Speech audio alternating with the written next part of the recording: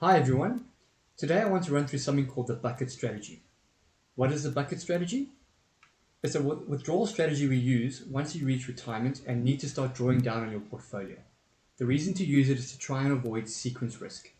Sequence risk is a potential risk you could face, which is brought about by the timing of your withdrawals.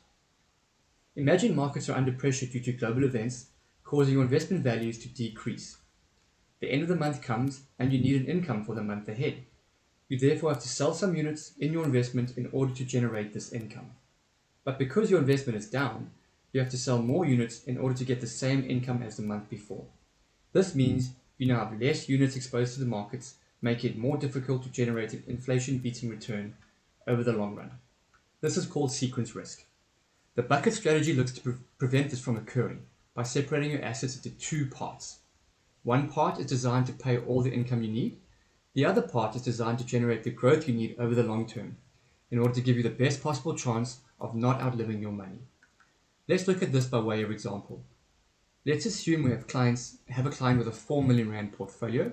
The client requires 20,000 rand per month in order to live comfortably. The bucket strategy has three distinct buckets. Bucket 1 is the bucket where all your income will be paid from. I suggest keeping 1 to 2 years worth of income in this bucket. Let's assume we are living in uncertain times and therefore need to have 2 years worth of income stored in our income bucket. In this example, that would be 20,000 rand per month times 12 months times 2 years, which equates to 480,000 rand. The type of assets that will be held in this bucket are low risk and more interest bearing. This will be things like cash and bonds. We are not looking for growth from this bucket. We just want something that grows smoothly and consistently over time. The intention of this bucket is to preserve the money that's invested in it. We are therefore trying to generate a return that at least matches inflation. All the income you will ever need will come out of this bucket. This means that this bucket will need to be topped up by the other two buckets over time. Bucket 2 will have the next 5 years worth of income invested in it. This will therefore look to take care of years 3 to 7 of your retirement. 20,000 rand per month times 12 months times 5 years equals 1.2 million rand. This is the amount that would go into bucket number 2. This bucket will be invested a bit more aggressively than bucket 1, but not too aggressive. This bucket will hold cash, bonds and property, as well as some equity, which is obviously where the growth is generated. Ideally, the equity exposure in this bucket will be somewhere between 30 to 40%. The balance will be made up of cash, bonds and property. This bucket is therefore moderately invested. It's looking to generate some growth, but not with taking too much risk. This bucket will be trying to generate a return of inflation plus 2 over the long term. So what we have essentially designed up to now is a 7-year buffer for the investor.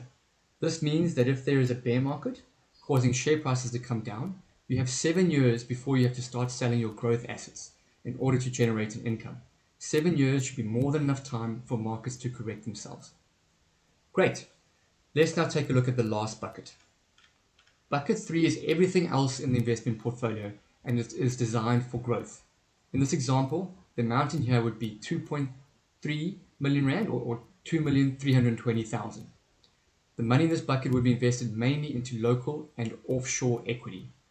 We know that equity is the best performing asset class over the long term. We therefore have potentially a 7-year term for this equity to grow and generate inflation-beating returns. Now that we have this set up, let's see what happens. You should be meeting with your advisor every 6 months, but definitely at least once a year. At this review, we would then review the performance of these buckets. Let's say, for example, that equity has had a really good 6 months, and therefore bucket 3 has done really well. We could then look to sell some of the units in bucket 3 and top up bucket 1. Because equity has done well, this means that the unit prices would have increased. This means we have to sell less units in order to generate the amount that is required to top up bucket 1. If equity has not done well over the last 6 months, then we simply just leave everything as is and review in 6 months' time. Hopefully the picture is different then.